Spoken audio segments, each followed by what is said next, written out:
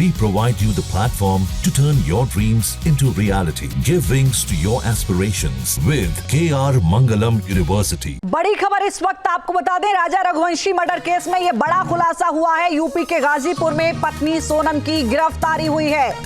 राजा रघुवंशी हत्या के बाद से फरार थी सोनम रघुवंशी को गाजीपुर पुलिस ने पकड़ा है।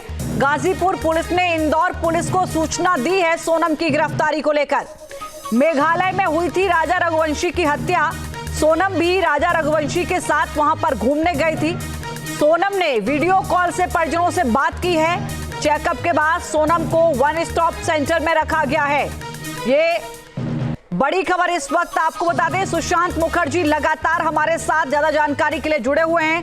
सुशांत, सबसे पहले जो इस वक्त खास अपडेट आपके पास हो इस पूरे मामले से जुड़ी हुई, वो बताइएगा।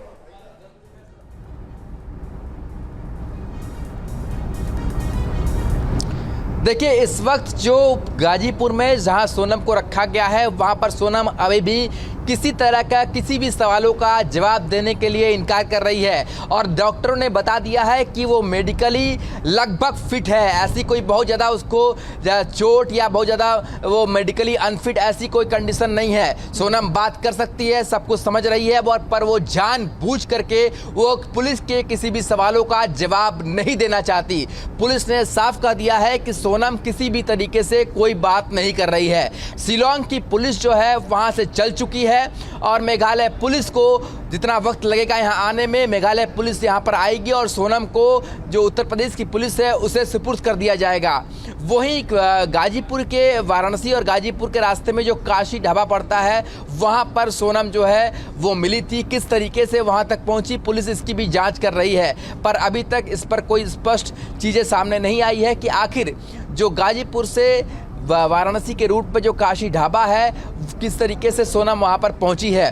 पर सोनम इतना साफ है कि सोनम जानबूझकर अपना मुंह बंद की हुई है। इसके पीछे क्या कारण है ये तो सोनम बता सकती है। हो सकता है सोनम अपने परिजनों का इंतजार कर रही हो, सोनम को ये सारी चीज़ें पता हो कि पहले उसके वकील आ जाएं, उसकी लीगल फॉर्मेलिटीज़ हो जाएं, उसके बाद वो कुछ बातें कहेंगी। तो सोनम जो है फिलहाल पुलिस से बातचीत नहीं कर रही है। गाजीपुर के जो एसपी है उन्होंने मुझे इतना बताया है कि सोनम मेडिकली बहुत ज़्यादा अनफिट नहीं है, मेडिकली वो लगभग फिट बताई जा रही है। डॉक्टरों ने बताया है कि मेडिकली उसको बहुत ज़्यादा दिक्कत नहीं है। तो आखिर सोनम चुप क्यों है, उसके मुंह बंद क्यों है, इसका जो वजह है, इसका जो राज है वो सोनम ही दे पाएगी। तो फिलहाल सोनम को वहां पर रखा गया है गाजीपुर में, इंतजार किया जा रहा है मेघालय पुलिस के यहां तक पहुंचने का।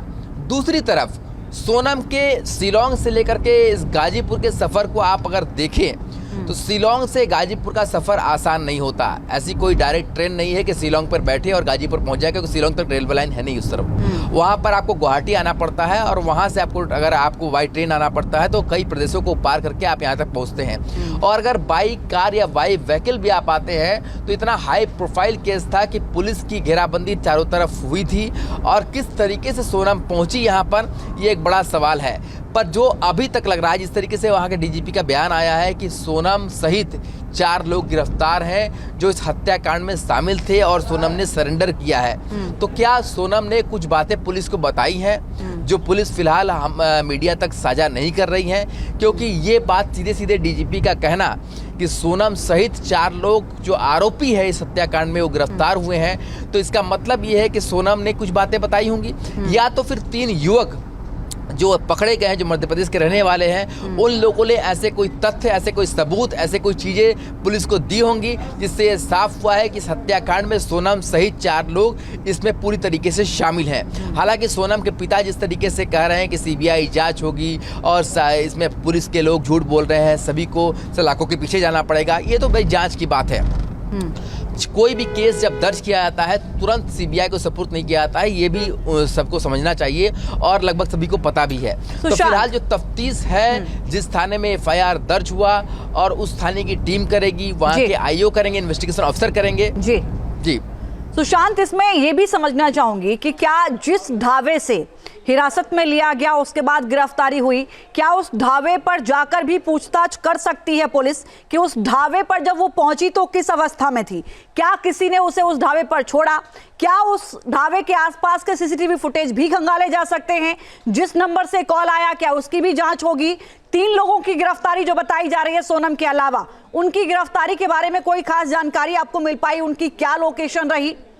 उनकी गिरफ्तारी के बाद सोनम की गिरफ्तारी का जो टाइम ड्यूरेशन है इसमें कितनी देरी रही? और इन दोनों को अगर हम समझें तो क्या इसको ऐसे भी देखा जा सकता है कि उन तीनों की गिरफ्तारी के बाद ही क्या सोनम को इस तरीके कोई आभास हो चुका था कि नहीं, अब उसे पुलिस को सरेंडर कर देना चाहिए?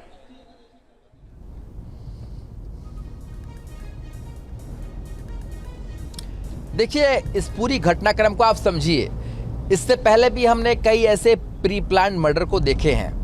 अगर कोई प्री प्लान किया होगा इस मर्डर को कि भाई हमें इस हत्याकांड को अंजाम देना है और उसके बाद कानून के शिकंजे से कैसे बाहर निकलना है, गाजीपुर को क्यों चुना गया, गाजीपुर के उस ढाबे को क्यों चुना गया, क्या उस ढाबे के संचालक से कोई तार जुड़ा हुआ है, इन सारी चीज़ों की जांच तो पुलिस करेगी। देखिए, हम किसी नतीजे पर नहीं पहुंच रहे हैं, पर जो अभी तक जो घटनाक्रम हुआ है उसके अनुसार ये बात बताई जा सकती है। डीजीपी का बयान है और डीजीपी का बयान को हम हल्के में नहीं ले सकते। कोई भी डीजीपी इस तरीके से हल्के में बयान नहीं दे सकता कि सोनम सहित 4 लोग गिरफ्तार हैं और इस हत्याकांड में के वो आरोपी हैं जिन्हें पकड़ा गया है।